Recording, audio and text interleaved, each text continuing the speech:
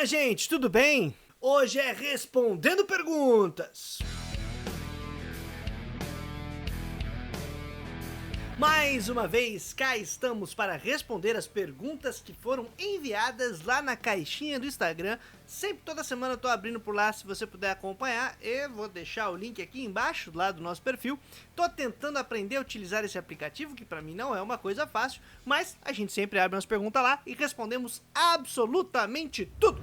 Claro, assim como os pastores também fazem, porque não sei se você que tá chegando agora aqui no canal já reparou, mas sempre tem algum programa trocando ideia com o pastor, bate-papo com o pastor, pastor responde, pastor fala, pastor tá sempre falando, sempre dando opinião sobre tudo, praticando aí a tudologia opinológica generalizada, e a gente então vai fazer a mesma coisa. Mas antes de seguirmos, merchan! Bom, eu tenho uma trajetória relativamente eclética, vamos dizer assim, tanto no âmbito acadêmico quanto profissional.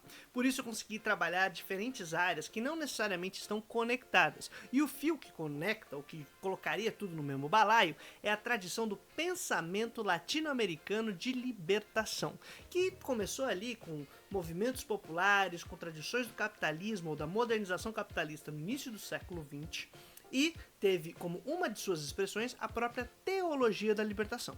Em seu processo de secularização, as bases desses conteúdos começaram a aparecer em outros campos, como uma pedagogia da libertação, uma filosofia da libertação, uma psicologia da libertação, sociologia da libertação e por aí vai. Então, se no seminário, mesmo sendo evangélico de tradição pentecostal, eu pude ter contato com a teologia da libertação, no âmbito da filosofia, onde eu me formei como filósofo, depois fiz o meu mestrado em filosofia, trabalhei a filosofia da libertação latino-americana. E quando fui fazer meu doutorado em economia política mundial, adivinha? Ver se tinha uma economia política de libertação, e essa foi a minha tese de doutorado, inclusive, que pude defender no ano passado. Dito tudo isso, estou apresentando aqui o curso da Bruniversidade. Sim, o trocadilho é infame, mas eu estou precisando encontrar um jeito de divulgar o nosso conteúdo, e é uma plataforma por assinatura R$ 39,90, na qual você pode ter acesso a todos os cursos que eu vou ofertar, e cursos de fluxo contínuo, ou seja, sempre, toda semana, cada 2 semanas vai estar chegando conteúdo novo. A gente já tem bastante coisa por lá e você pode dar uma olhadinha aqui, tá na descrição. Nessa semana, que é do dia 23 de abril, tá saindo a terceira aula, por exemplo, do curso de leitura bíblica comunitária, uma área na qual eu me especializei como formador aí desde 2014 mais ou menos. Vai dar uns 10 anos em que eu trabalho com a formação de pessoas para a leitura bíblica comunitária, que é ali fruto da leitura popular da Bíblia, vinda também da teologia da libertação. Nossa proposta é compartilhar ferramentas para a interpretação do texto, para que você possa formar os seus grupos, ter a sua comunidade, organizar ali um espaço de debate, de limpar certos preconceitos, fazer críticas a tradições, a doutrinas, ou mesmo ressignificá-las, trazer aquilo que é bom, criticar aquilo que não tem sido tão bom, e a gente poder ter uma relativa autonomia diante do texto e comunitariamente dialogar, criticar do ponto de vista da luta popular, obviamente. E claro que você não precisa ser necessariamente religioso para ter acesso a isso, pode ser um recurso interessante para que você também comece a fazer certas leituras do texto bíblico mesmo, sem ser de um ponto de vista devocional. Pode ser de um ponto de vista de estudos, de análise, de aprender essa tradição. Para quem é da área de filosofia ou mesmo ciências humanas, a depender, isso é muito importante, porque boa parte dos autores que a gente trabalha tem referências bíblicas ou tem referências nessas tradições e a gente podia saber manejar um pouquinho melhor, talvez desse inclusive para fazer críticas melhores. Dito isso, dá uma olhadinha lá, se você achar massa, tenta adquirir, é R$ 39,90. Você pode também ratear com uma galera, que o mais importante é que a gente consiga distribuir conteúdos, tá? Não precisa ser só para você, você pode conseguir aí uma assinatura e depois compartilhar para um grupo, para pessoas que estão junto, e a gente vai desenrolando, vai trabalhando juntos. O mais importante é socializar a palavra. Além do curso de Marx e Religião, Filosofia Latino-Americana, como fazer a sua pesquisa e mais umas coisas que a gente vai colocar de pouquinho em pouquinho, então acompanha por lá. Primeira questão. Queria que você falasse um pouco sobre o livro Flor Sem Defesa. Pode ser? Claro! Já te agradeço, porque foi graças à sua pergunta que eu resolvi criar esse merchan anterior para fazer dica aí do curso. Valeu, meu querido. E, gente, Flor Sem Defesa é um livro de um autor que me impactou muito e me influencia muito até hoje. Chama Carlos Mesters. Ele é um frei católico, eu sou de tradição pentecostal, obviamente, mas pude encontrá-lo no seminário que eu fiz, né, minha formação, em 2011. Ele foi dar uma palestra, passou um tempão lá com a gente, e nesse dia eu já tinha tido contato com a leitura popular da Bíblia, especialmente com uma professora chamada Ángela Cabreira, um beijo, Ángela, que era uma dominicana, da República Dominicana, que coisa. E também com outro professor que não era tão ligado à leitura popular da Bíblia, mas que tinha aí sua formação dentro dessa tradição, e especialmente da crítica literária, que era o Anderson Oliveira, que eu já indiquei até um curso dele em um dos reacts que ele tem aqui no YouTube, que é muito bom. Mas por meio desses professores, dessas professoras que a gente ia tendo, o Anderson é de tradição reformada, outra pegada, mas tinha tido contato, tinha tido alguma ideia, mas depois de conhecer o Masters, eu falei, cara, eu vou fazer isso na minha vida. Eu vou trabalhar com leitura popular da Bíblia, leitura comunitária da Bíblia. Eu vou trabalhar de um jeito de popularizar ferramentas e instrumentos para que a galera tenha autonomia ou relativa autonomia para discutir o texto. E o Masters escreveu esse livro, Flor Sem Defesa, que é uma introdução à prática ou à leitura popular da Bíblia. E esse livro ele é muito bom, ele é muito simples, o Masters escreve de uma maneira muito simples. A gente tem um react, inclusive, aqui, sobre uma entrevista dele em que ele apresenta um pouco da biografia, tá? Então eu não vou gastar muita saliva na biografia do Masters, fica a dica aí de você acompanhar esse react. Carlos Masters. Cara, e o Masters, ele escreve de maneira muito didática, muito acessível, é um cara fantástico que sabe traduzir coisas muito pesadas do âmbito acadêmico para uma linguagem popular, e isso é maravilhoso, não é todo mundo que tem esse dom. E nesse livro ele fala muita coisa muito bacana, de maneira muito direta, com muita metáfora também, que faz você pirar várias coisas, mas acho que o mais interessante é uma estrutura tripartite de leitura, que é muito comum ao pessoal da teologia da libertação, ligado à leitura popular da Bíblia, aos biblistas dessa tradição, que é você discutir em 3 níveis, que depois a Elsa Tames consegue colocar até uma precisão melhor nesses 3 níveis. Eu acho que ela aprofunda e avança no modo de articular eles, mas tudo bem. No caso do Masters, 3 níveis que ele fala, que é o pré-texto, o texto e o contexto. Ele apresenta o contexto antes do texto, inclusive. Do meu ponto de vista, melhor fazer o contrário, mas é hoje, depois de ter passado por várias outras coisas, inclusive a Elsa Tames, que eu falo isso. Mas dentro dessa dinâmica, o que é? O pré-texto é a realidade da pessoa leitora e daqueles que estão indo em relação ao texto, em relação ao livro, para poder buscar alguma informação, a resolução de um problema, uma indicação de solução de rumo para a vida, essa coisa toda. Então seria o pretexto.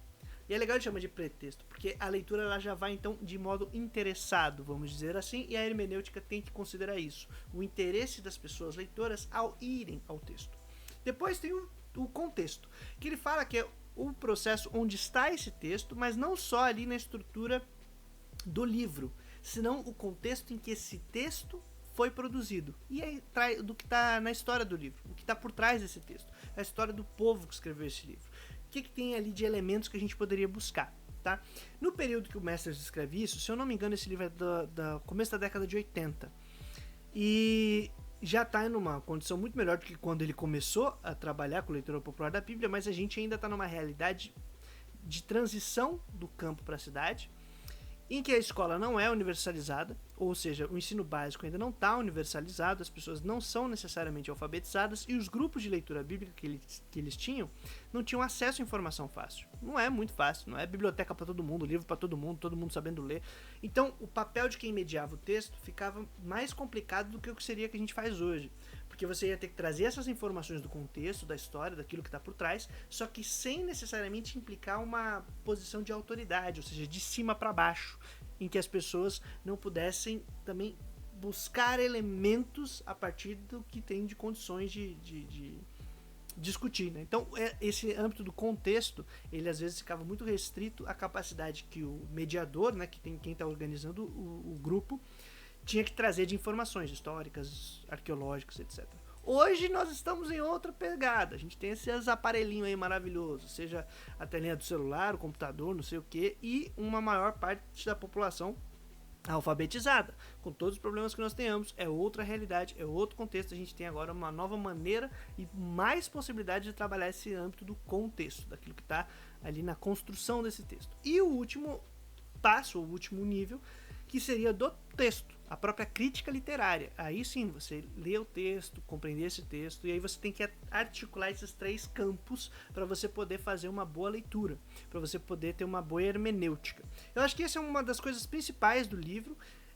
Marca e expressa muito como a teologia da libertação vai trabalhar, e o pessoal da leitura popular da Bíblia também. Só que isso vai precisando e vai se tornando cada vez mais interessante depois. Mas eu indico demais que vocês leiam esse livro, e agradeço quem fez essa dica aí. E a gente vai trabalhar esses níveis de leitura, dos 3 níveis, né? Essa parada dos 3 níveis, a partir, em especial, das contribuições da Elsa Tames. Mas a gente vai fazer isso no nosso curso lá de leitura bíblica comunitária. Então fica a dica aí de novo, aproveitando o merchan. Beleza? Mas a gente vai trabalhar do jeito muito bacana, em que a gente vai falar que são os 3 níveis do antes do texto, no texto e por trás do texto. E aí a gente vai... E um não é melhor que o outro, tá? Não é um nível de mais profundidade ou menor profundidade. Depende das situações e depende de como estão articuladas todas as condições da comunidade leitora que vai ao texto. É muito legal, a gente vai discutir bem lá no curso.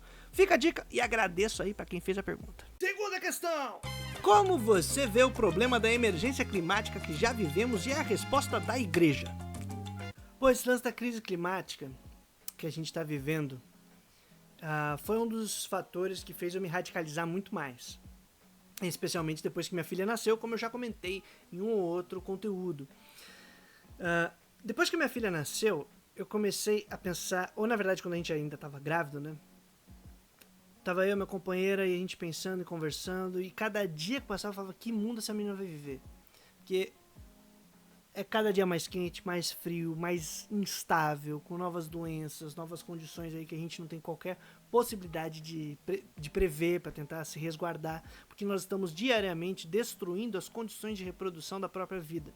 Isso é uma estupidez, uma imbecilidade, e isso tem a ver não com decisões individuais, não com a minha vontade ou com a sua que está assistindo esse vídeo, senão que é um problema de coordenação da divisão social do trabalho. É um problema amplo, que tem a ver com o modo que nós organizamos a produção e reprodução das nossas vidas e a própria reprodução social.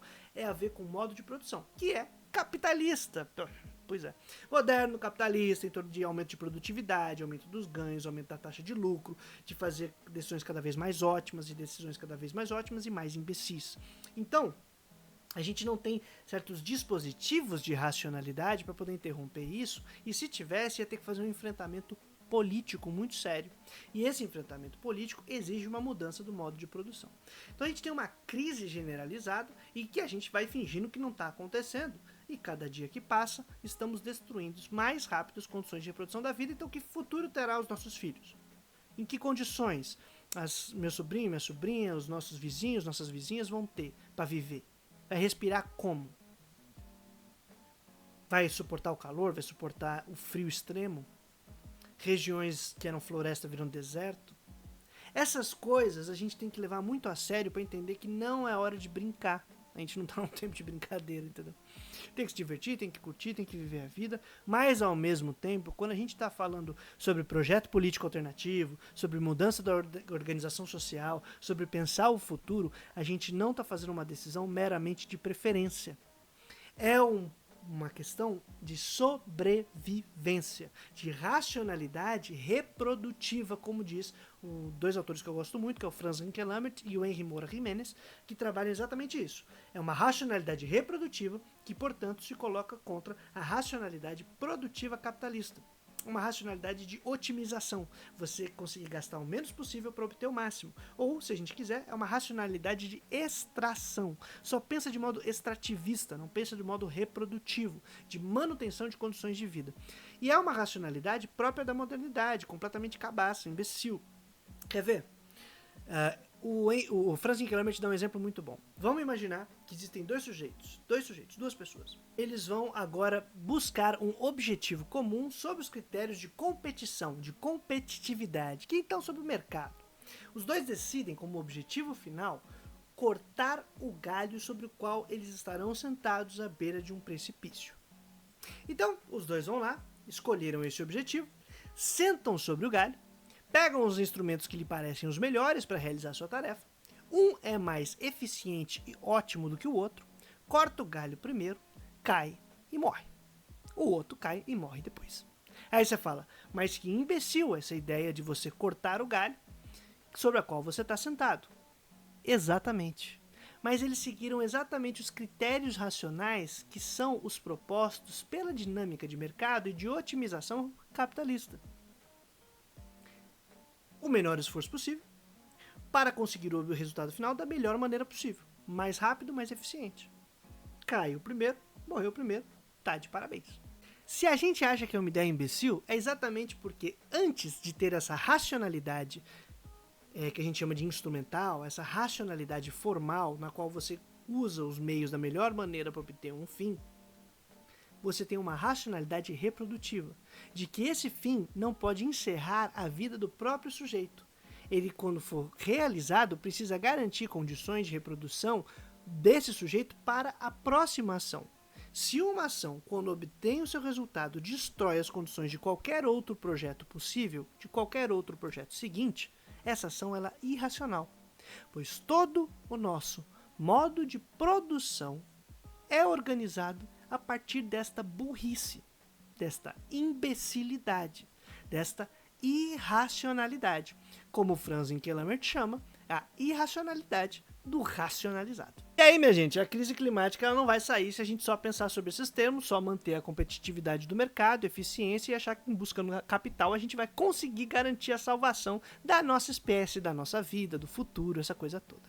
E aí a igreja, nesse âmbito, em geral, ela tem um trabalho terrível, um trabalho completamente horrível, que é, ao invés de conscientizar as pessoas, trabalhar sobre a necessidade de cuidarmos e preservarmos destas condições de vida, se nos preocupamos com a família, com as crianças, com o futuro, com o presente que Deus nos deu, essa coisa toda, é ao contrário. Ela propõe uma percepção da realidade apocalíptica negativa, que é aceitação da destruição, aceitação do fim, aceitação da desgraça. E aí a gente baixa a cabeça e vai para o que o Franz Kellerman chama de um suicídio coletivo. A gente está se matando diariamente. E tudo certo. Como a gente não vê que é efeito direto das nossas ações, porque está mediado por relações de mercado, de mercadoria, todas as relações são indiretas, a gente lava as mãos, segue se matando e está tudo certo. E a igreja não percebe isso, não alerta isso e corrobora para continuar ou seguir na destruição dessas condições de vida. Nunca vou esquecer, quando eu era moleque, devia ter uns 14, 15 anos, teve um debate num ambiente religioso que eu estava, não era na igreja que eu frequentava, era em outro, em que tinha um pastor de tradição reformada, essa coisa toda, que tinha sido convidado, um monte de adolescentes juntos, jovens, aquela coisa toda, salão lotado, e ele falando exatamente de que não se preocupava com essa parada de meio ambiente, crise climática, na época não se chamava crise climática, 20 anos atrás, mas meio ambiente, essa pauta verde, não sei o quê. Não se preocupava porque, afinal, fazia parte da destruição de tudo, já estava no planejamento. E, obviamente, que eu não me controlei, levantei a mão, falei, não, no meio da pregação do senhor, é por isso que o pessoal não gostava de mim. Falei, não, você tá errado. E a gente começou um debate, e rolou um debate ali, e aí quando eu vi, tinha uma galera aplaudindo quando eu falava, e o cara ficou sem graça, e rolou aquela treta, e fica quieto, acabou, e depois ele mudou de assunto, fez alguma pregação X, depois a gente foi jogar bola, eu apanhei um pouco, e rolou esse clima todo, mas, quer dizer, há anos, eu tô usando essa história, a gente tem uma posição teológica e de igreja que defende a destruição e leva a gente pro abate, que nem gado. Então, acorda, crente, acorda! Terceira questão. Brunão, os pastores sempre rejeitam o jugo desigual. Mas como você enxerga isso? Com os olhos, não, brincadeira. Piada horrível. Cara, legal, né? A gente vê como essas questões de leitura bíblica realmente pegam. E aí é curioso porque semana passada só teve pergunta de filosofia. Nessa aqui tem 3 de relação de teologia, Bíblia, essas paradas todas. Ai, que tempos. Mas, esse texto, pra quem não tá ligado, porque a gente tem aqui também o nosso grupo que não é religioso e tá seguindo as nossas trocas de ideia, é um texto que tá no livro de 2 Coríntios, ou 2ª Carta aos Coríntios, é um texto de autoria do apóstolo Paulo, ou de Paulo, no Novo Testamento, segunda parte, ou do Segundo Testamento, na segunda parte dos nossos textos canônicos bíblicos, de tradição católica e protestante. E nessa dinâmica aí que a gente tem, dessa frase julgo desigual, em geral, é utilizado por pastores para falar sobre a relação dos crentes e dos descrentes, ou da relação daqueles que são da nossa religião e dos que não são. E, para piorar, implicam ainda a questão de casamento. Não se unam, não se casem com pessoas que não são da mesma religião, que você, afinal, é julgo desigual. Que trabalho, meu Deus. E nada como a gente aplicar a questão de contexto, texto, pretexto e tudo isso para poder fazer uma boa leitura, como a gente estava comentando na primeira questão. E nesse caso, eu recomendo que vocês leiam o texto Contra Toda Condenação, da Elsa Tames, porque ela apresenta muito do modo como Paulo produz os seus livros, as suas cartas. Ele não escreveu livros, as suas cartas, as suas recomendações, aqueles textos que ele troca de punho, tentando enfrentar problemas específicos em seu contexto, de seu tempo, para falar com comunidades diferentes. Portanto, que exige posições e interpretações e comentários distintos. E aí, minha gente, eu recomendo que vocês leiam esse texto para compreender essa cabeça do Paulo e o contexto em que a carta é escrita e tudo mais. Então eu não vou entrar propriamente dito nesse âmbito. Eu vou comentar uma parte bacana, que é o texto de 2 Coríntios. Ele parece, do ponto de vista de quem tem trabalhado do âmbito histórico, crítico, essas coisas, uma coletânea de fragmentos distintos ou de diferentes cartas. Isso já é um potencial legal, porque caso seja esse ponto, é um texto que foi juntado para ter um sentido. Então ele tem uma glosa ali de apresentações gerais do que Paulo tinha comentado durante um período com o pessoal de Coríntios. Caso não seja, o que eu vou comentar aplica do mesmo jeito. Paulo está escrevendo dentro de um contexto literário ali, da carta, sobre uma distinção entre ensinamentos que não são bons e que não têm feito bem para a comunidade. E quando você olha os frutos desses ensinamentos, ou seja, os resultados práticos da conduta, do modo de vida, eles não trazem elementos de justiça, ou seja, de cuidado com o pobre, de cuidado com quem é excluído, não trazem ali os valores daquilo que foi aprendido, ouvido, como testemunhado, contado a respeito de Jesus, porque Paulo não conheceu Jesus. E ele fala, gente, isso está errado. A gente tem que saber diferenciar o que são as obras de espírito e aquele que realmente é um convertido, que realmente está nesse modo de vida, e aquele que não. Em todo o contexto ele parece que tem um adversário com quem ele está discutindo. Olha, não vai por esse caminho, o caminho é outro. Olha, existe a justiça que é a justiça de Deus, não essa dos homens. Olha, existe um fruto de espírito que é isso e não aquilo. E ele aponta então essa distinção de conduta, mas não necessariamente em relação à comunidade e ao que está fora, senão e principalmente para não seguir falsos apóstolos. Senão que há, então, uma confusão entre o que se deve ou não deve fazer dentro da comunidade. E aí ele vai propor critérios de distinção que se voltam para fiquem atentos.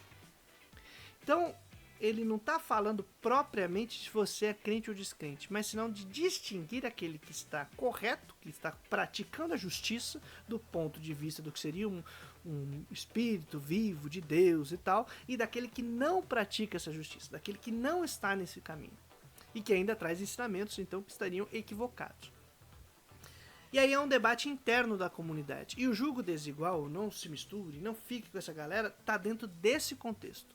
E eu acho importante a gente apresentar esse quadro geral, porque não se trata se você vai casar ou não com alguém, não se trata se você vai ter uma relação com uma pessoa que é da mesma religião que você ou não, senão que fique atento e tenha critérios para saber perceber o modo de vida, a conduta, se é produtiva, transformadora ou não. Tanto que Paulo vai dizer uma palavra muito massa, ele fala, olha, a gente está sofrendo por causa disso, a gente está passando por um monte de dificuldade por causa disso, mas somos vencedores, estamos indo, então sigam esse caminho, não vai pelo caminho mais fácil, não vai atrás desses falsos apóstolos, dessas falsas histórias, dessas lorotas que o pessoal está contando, dessas falsas doutrinas, vamos prestar atenção na conduta, nos frutos, naquilo que está acontecendo. E aí ele fala desse lance do não mistura julgo desigual e tal, e fala o que tem a ver uma coisa com a outra, e até ele chega a usar uma expressão que é muito rara para falar a respeito de Satanás, do acusador e tal, que é Beliel. O que tem a ver Jesus com Beliel? Que seria, tanto do ponto de vista, uma entidade de uma tradição antiga, de uma religião ali da região da Palestina, E que, se você pega um conteúdo, o sentido do termo seria aquele que é inútil, aquele que não produz nada de bom, aquele que não produz nada, é um ser inútil. Então o que tem a ver aqueles que produzem a obra da justiça com Jesus e aqueles que produzem o nada, são inúteis. Então essa é uma possibilidade de interpretação. É a única? É a melhor? Não.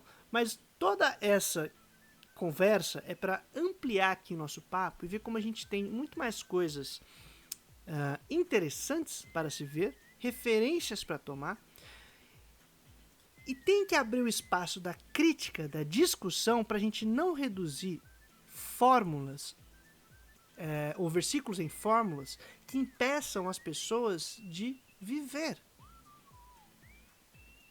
Ah, não, você não pode estar com aquela pessoa, porque ela não é na mesma religião que você. Isso não faz sentido em discutir a questão de julgo desigual. Tanto que para falar sobre isso, né, quando os pastores fazem, eles fazem uma mirabolância. Aí tem que falar, é porque você vai querer vir na igreja e o marido, a esposa não vai querer. É porque você vai querer fazer não sei o que e a pessoa não vai querer. Ou ela vai fazer não sei o que e dá um trabalho danado. E aí fica dando exemplo da nossa atualidade, das nossas questões, tentando atualizar o texto, e a gente perde que não era uma recomendação universal, ela era uma carta construída para solucionar determinados problemas e está num contexto de saber distinguir quais são os bons e os maus ensinamentos dentro da tradição que o pessoal estava começando a construir das histórias do testemunho dos seguidores de Jesus. Então, ampliando horizontes, o que eu acho é que a gente tem que ler, discutir, debater comunitariamente, buscar os critérios para a interpretação, e daí sim a gente vai buscar resultados e interpretações mais abrangentes, coletivas, e que, em cada caso, a partir de pretexto, ou seja, a partir dos interesses, como a gente estava usando o termo, né, daquilo que está antes do texto, da comunidade, dos problemas que ela enfrenta, daquilo que está vivenciando, a gente começar a tentar interpretar os textos, não com essa busca de universalidades e soluções mágicas que fecham a vida de todo mundo, senão quais são os critérios para as nossas tomadas de decisão, comunitariamente validadas, de acordo com o corpo de Cristo, que de acordo com o próprio Paulo é a igreja e não uma entidade do além, e não são as paredes, senão as pessoas que comunitariamente se relacionam, debatem, discutem, organizam suas vidas, recomendam a si mesmas enquanto cartas vivas, e a gente vai discutindo, debatendo, lendo uns aos outros e aprendendo comunitariamente. Respondi? Não. Seguimos. Se você puder dar uma força no nosso Apoia-se, já que não dá para fazer o curso, não tá dando para fazer a correria, sei lá o que tá acontecendo, a gente tem aqui a campanha do Apoia-se para apoio de financiamento coletivo, aqui para manter o canal funcionando. Você pode apoiar a partir de 2 contos e já dá uma força danada, sempre tem uma recompensa legal, e a partir de 25 conto, a nossa recompensa é ler um texto inédito da Elsa Tames, que eu tenho como objetivo traduzir para esse português, que ainda não foi traduzido, que é As Lutas de Poder nas Origens do Cristianismo. A gente está lendo esse texto linha a linha, capítulo a capítulo, com tradução simultânea, então eu vou traduzindo, vou comentando, a gente vai discutindo, e tem sido muito massa, tem sido muito bacana aprender o mais importante, uma metodologia de abordagem do texto, e também vendo aí os contextos que estão por trás, especialmente de 1 Timóteo, que tem umas recomendações de cartas paulinas ali, ou deuteropaulinas, bem interessantes. Então, fica mais uma dica aí, caso você tope. Bruno, fala um pouco sobre os estudos de decolonialidade em teologia e indica livros sobre. Cara, eu vou indicar o seguinte, eu vou indicar autores e livros que eu acho que contribuem para a gente pensar o que é essa questão decolonial, anticolonial, essa coisa toda que a gente tem como termos possíveis. Vou dar dicas desses autores e dessas autoras, e aí depois, se você achar interessante, você articula com a discussão ou crítica teológica ou não. Por que eu vou fazer isso? Porque o próprio termo, a ideia de decolonialidade, é um espaço em debate, assim, um grande conceito que ainda está em construção e talvez já esteja falecendo, quer dizer, nem nasceu, talvez já esteja sofrendo muito. A gente não sabe como é que está rolando esse negócio. Ele ainda é uma área muito complexa, vamos dizer assim, muito fluida. E aí, como saída, eu vou propor então a linha que eu assumo. Então não significa que é a única nem que é a melhor, mas é a que me interessa. E aí você pode ver esses autores e um ou outro livro que eu lembrar enquanto eu estiver comentando. E aí depois articula aí com as questões teológicas e religiosas, e talvez você acabe encontrando autores e autoras que falam sobre isso também. O próprio Departamento Ecumênico de Investigações, ao qual eu estou ligado, o DEI, tem muito texto de muitas autoras e autores que são ligados a esse movimento já da decolonialidade e que propõem alternativas, como a Silvia Regina Lima, que é uma autora que eu gosto muito e que hoje é a diretora do DEI. Um outro autor chamado Roy May também tem umas coisas bem bacanas que acho que vale a pena dar uma olhadinha. Mas vai ter mais gente. A gente vai encontrar bastante gente legal. A própria Elsa Tames tem discutido isso em alguns textos dela, não propriamente livro, mas artigos muito bacanas. Então, antes de fazer essa parada toda, eu vou preferir indicar autores que não são da religião e pode ser bacana. Primeiro de tudo, Henrique Dussel, 1492, é onde começa ali uma discussão de recuperação a partir da América Latina, de uma crítica filosófica desse território aqui, de maneira mais consistente na celebração à época dos 500 anos de invasão aqui. E ali já tem uns segredos e umas sacadas muito boas nesse livro, 1492, O Encobrimento do Outro, é o nome do livro, tá? Acho que ali já dá uma dica legal. Outro texto que eu indico é o que significa pensar a partir da América Latina. Só tem em espanhol, então o que significa pensar desde a América Latina, que é do Juan José Bautista Segales. Ali ele faz um compilado sobre o que seria uma linha de teoria decolonial, de libertação ligada à questão marxista, revolucionária, propriamente dita. E aí ele fala de autores como Hugo Zavaleta, o Henrique Dussel e o Franz Inkelambert. Passa pelos três e apresenta a proposta dele. Então é um cara também que vale muito a pena conhecer, Juan José Bautista Segales, esse livro que significa pensar desde a América Latina. Uma outra autora, a Kátia Colmenares. Cara, ela tem muita coisa legal no YouTube. E aí você vai encontrar bastante texto bacana também na internet. Mas no YouTube ela tem muitos vídeos e aulas muito bacanas, com comentários muito legais a respeito de decolonialidade, recuperação da comunidade e tal. E é uma autora que vale demais. Eu vou colocar todos esses nomes aqui embaixo, tá? Henrique Dussel, Juan José Bautista Segales, o Inkelambert, o Zavaleta, a Kátia Colmenares e quem mais eu for lembrando, eu vou tentar deixar aqui embaixo.